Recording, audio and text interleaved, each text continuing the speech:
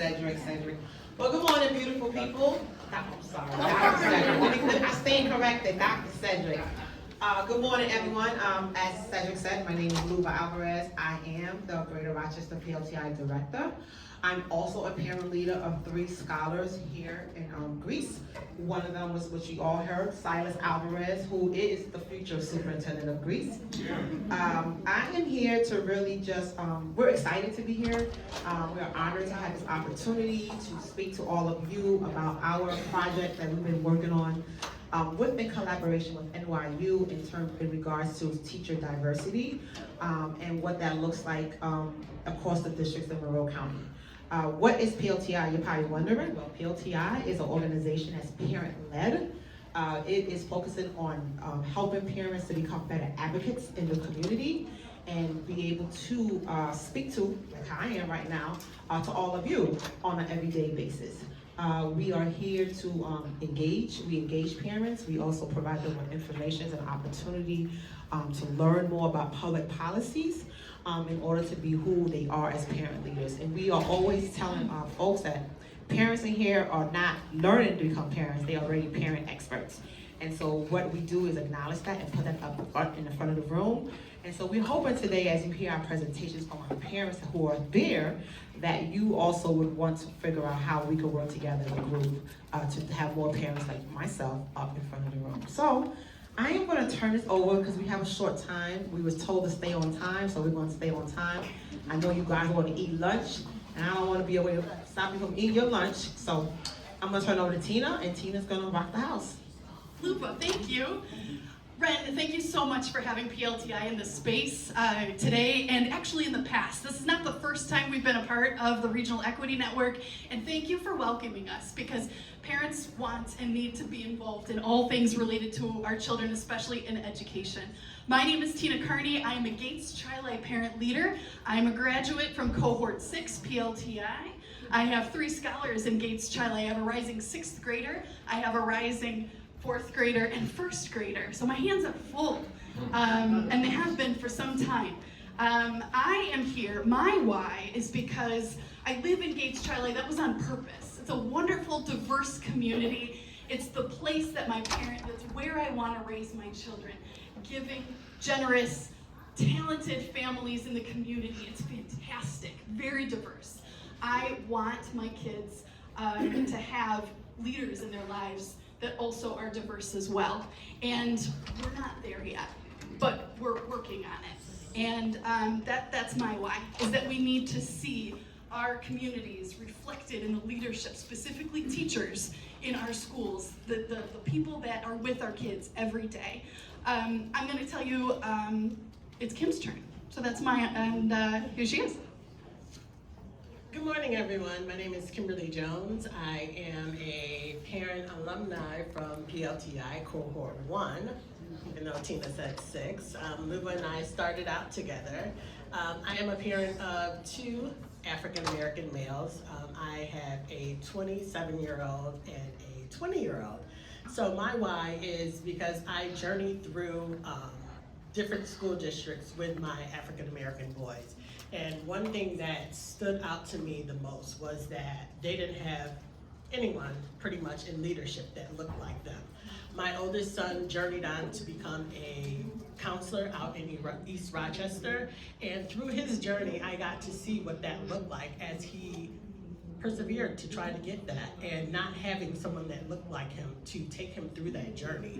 So we didn't stop because we didn't see anyone around us. We went and found different places that had that. So as we continued to journey on, he kept to the path that he wanted to become a counselor. And that's why I'm here today before you all, just to share some different ways that we can work together. Good afternoon, everybody.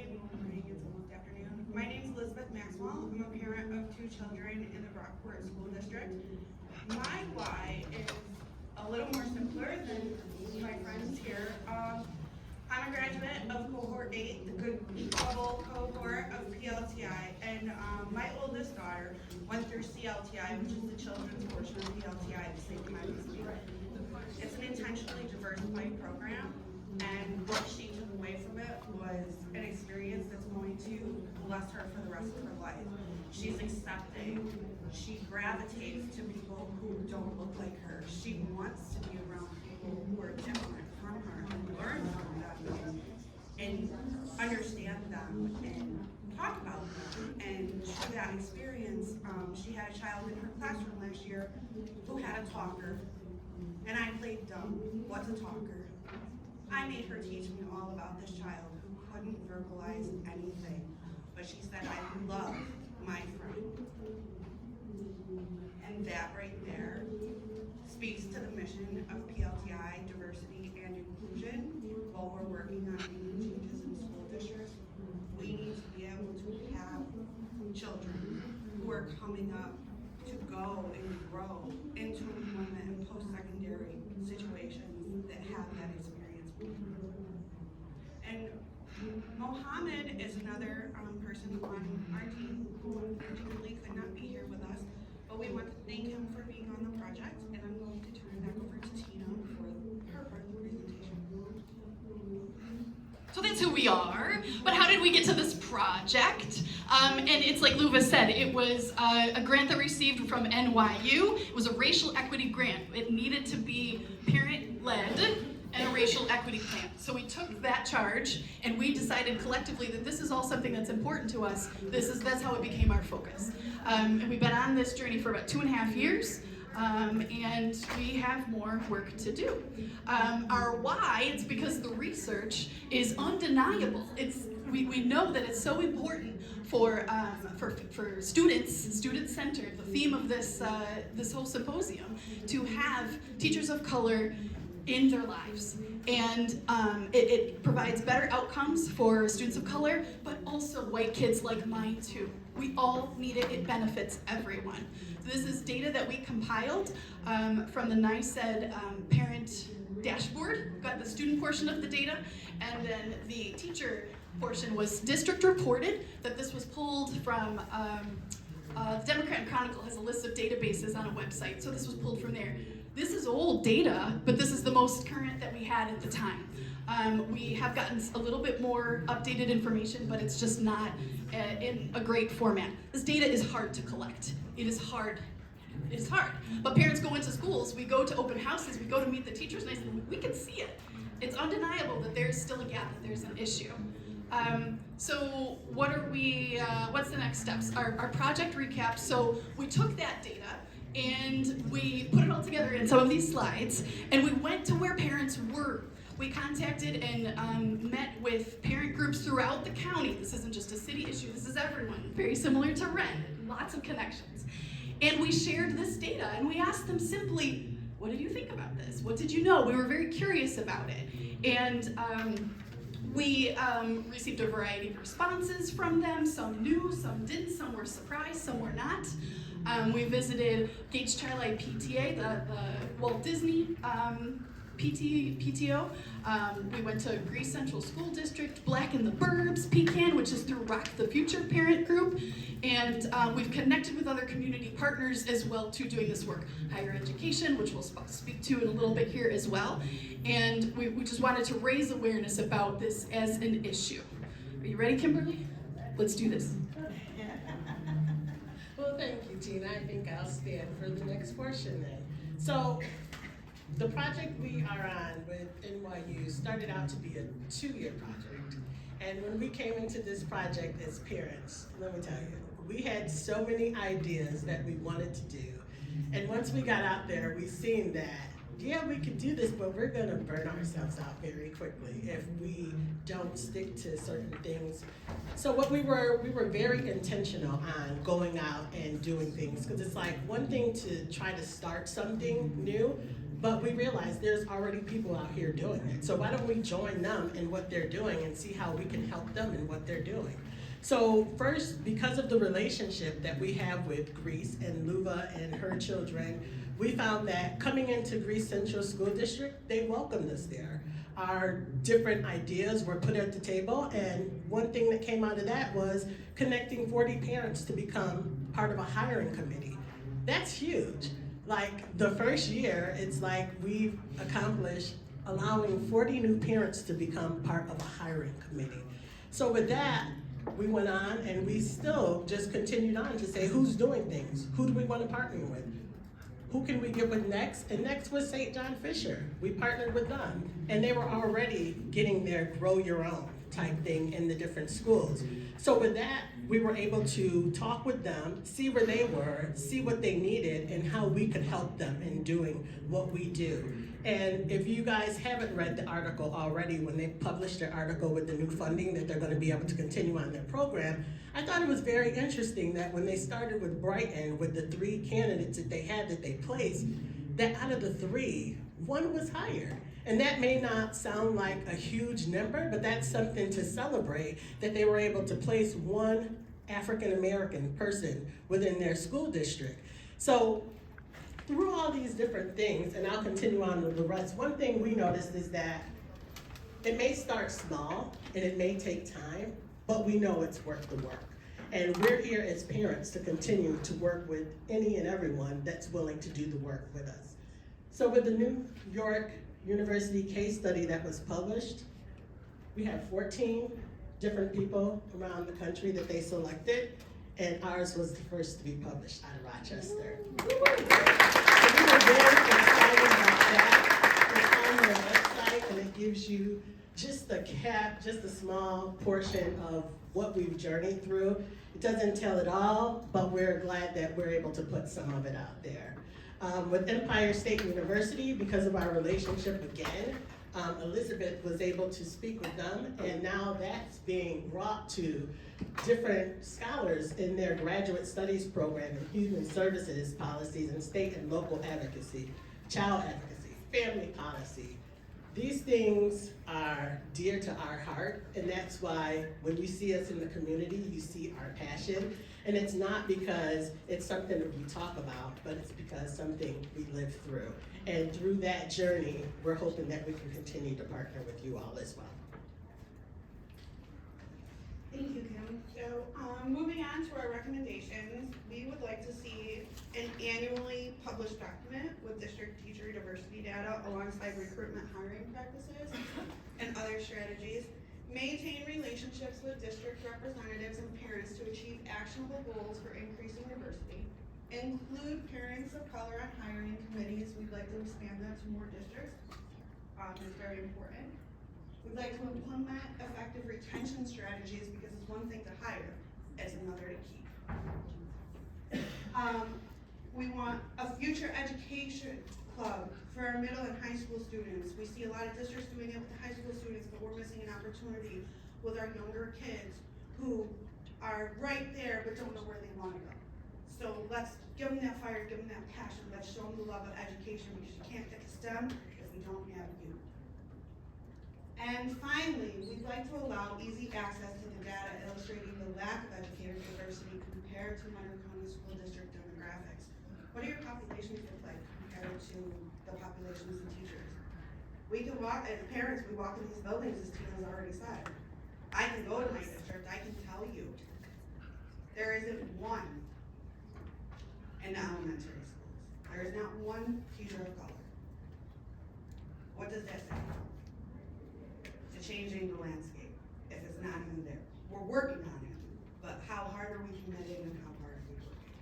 So now I'm going to open the floor. If you have any questions, we're willing to take them. We'd like to keep it to a minimum of at least 3. And that's our presentation.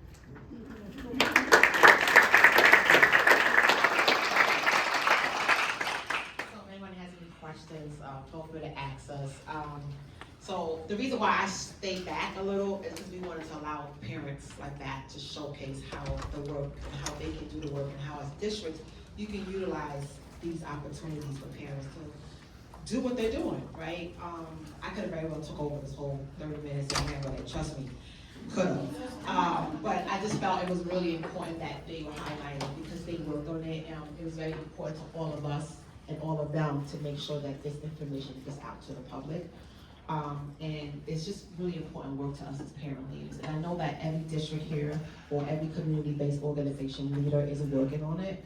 How we can work together would be even better. It's really powerful when we have more numbers and everybody doing everything in silos. right? And we've learned that through relationships that we've had within districts and other community based. So if you have any questions, you can ask. If you don't have any questions, that's okay. We also going to eat lunch, so we can also mingle and wiggle. I like to mingle and talk and eat, so we can do that too as well. But yeah, that's PLTI. That's who we are. I have a Hi. question. Yes. Would you mind talking a little bit about how you've structured, so I am fortunate enough to be in Greece and have had a relationship with Luva for years, but outside of this project and work, which is based a lot on sort of our needs, would you talk a little bit about how you've used parent exchanges, like what are they and how you've used them to sort of identify things in our district to improve? Yeah. So PLTI had the great opportunity to partner with Greece, and we hosted parent exchanges for them. So we facilitated them. What the parent exchanges were, it was parent-led conversations. District leaders were not able to talk in those rooms.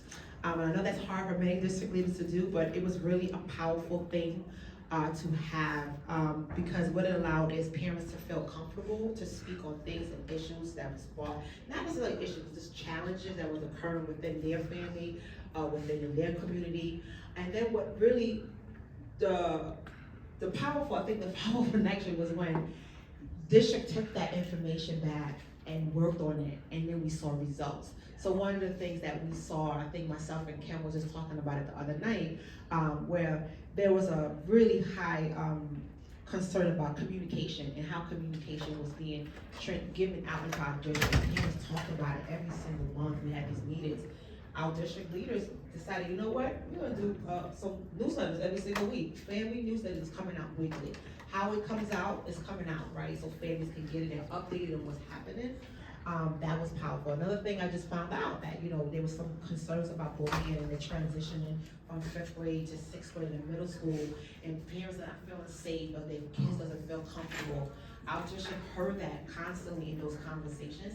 This summer, they are now putting on cohorts of programming where kids have early opportunities to connect with teachers and learn how to run through the building, look at the building, look at your lockers, how to talk to people. Like, those are things that parents want to see.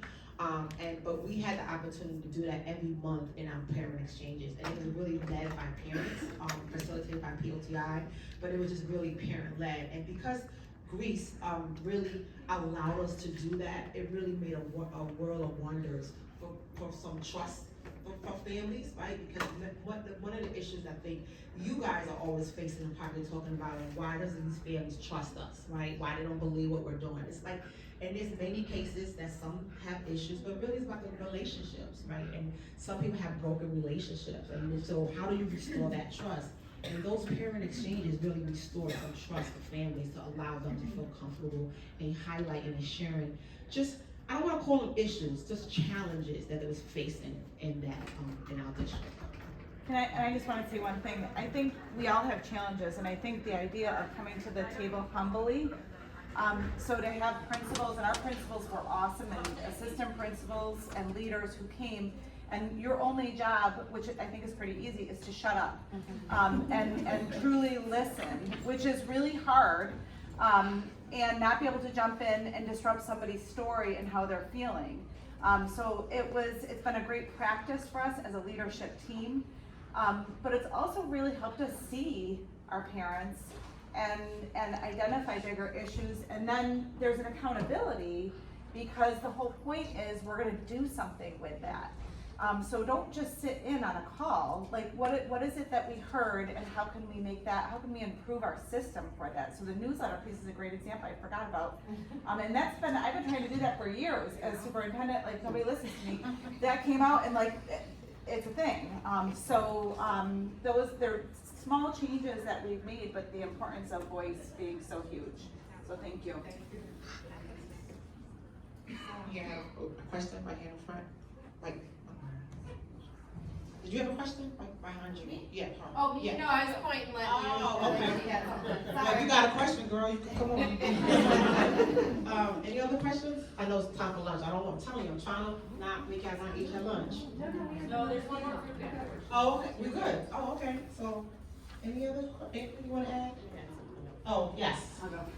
Oh, it's the love of Miss Gray, okay. So I'm also in Greece, but I guess I was just wondering, cause, I mean, we have the luxury of like, we already know how to access you in the, PLTI, but if other districts or something wanted to access you all, do they know how to do that? Do they know how to get a hold of you?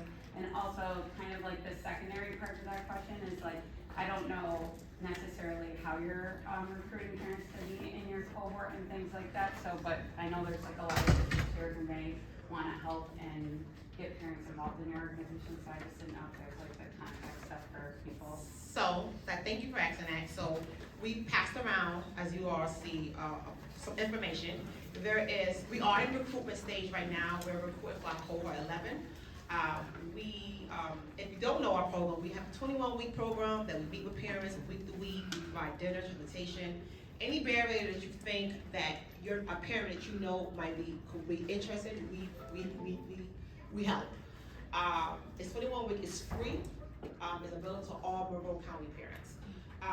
So right now we're recruiting. If you wanted to get information about that, there's a card, a little postcard. You can scan on it. You can scan the application as well, the Q card. But you can get all that info from there. If you turn the back of the page of the card, there's a question about, who we are, what we do, and all that other stuff. Access to us, you can email us. Tina is our project assistant on this project, but also you can always contact me. I can give you that afterwards. I have business cards, I can pass it out. I'm accessible. I give my phone number, call me. I'm good. But other than that, I think that's how, we can connect afterwards and we can make it away. We will love to get other parents from the districts to participate in our program. We love to be intentionally diverse. So we focus on RCSD, we also focus on surrounding areas. It's very important in our work and how we develop our parents so that when they go out, they really come in with an open mind of working with all people, not just one sector of people. And so that is very important to us. So if you have parents in your space that you think would be great for this program, let us know. We can connect with them. Yes, sir. Just another follow-up question on the exchanges. Was there a format, in-person, virtual, a combination of both? And a time of year, I know you said monthly meetings. Yeah. Was there a time of year that there was more engagement, more of a need? So we started out monthly and then we turned it into quarterlies.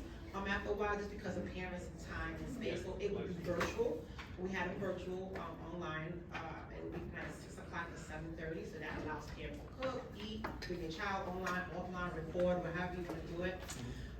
We did plan it out as a group organization. We would meet with parents or the district leaders on what themes that they would want to share, and then we would come up with a whole agenda. Based on the agenda, we would have some parent leaders running it, and then we will also have facilitation by myself or another leader as well. Yeah. Great, thank you. Yeah. And you may have already answered this. I just wondered if the cohort trainings were the centralized location, or you ever came out and did district-specific cohort training. So we do not do district. We've been asked that 100 times. I wish we could. It's really part of our national organization that houses certain guidelines, but we do it centered in Rochester City. In the past, it used to be in the Central Public Library on South Avenue, but now we've moved on to Ashbury First United Methodist Church, just because it has a better building and just better parking, and it has so many parents. And then we also have a CLTI program, which is a Children Leadership Training Institute program. So it is attached to the PLTI program. If you enroll and you have children, they enroll with you. The children go through the same exact process. They learn the same exact topics, and they graduate with their parents. So basically, we're building family leaders. And that's where you see like my son Silas, who is, I tap into him, but he's a huge leader. And it comes from that opportunity to connect and learn those different things. Yeah.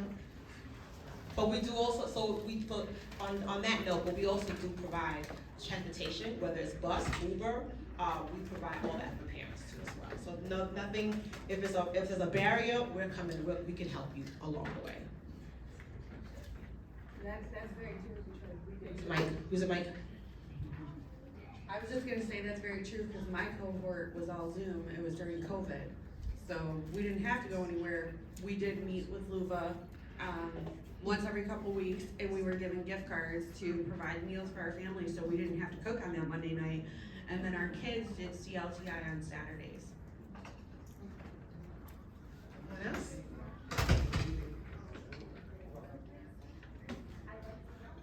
All right, well, we thank, again, like we said, we appreciate this opportunity.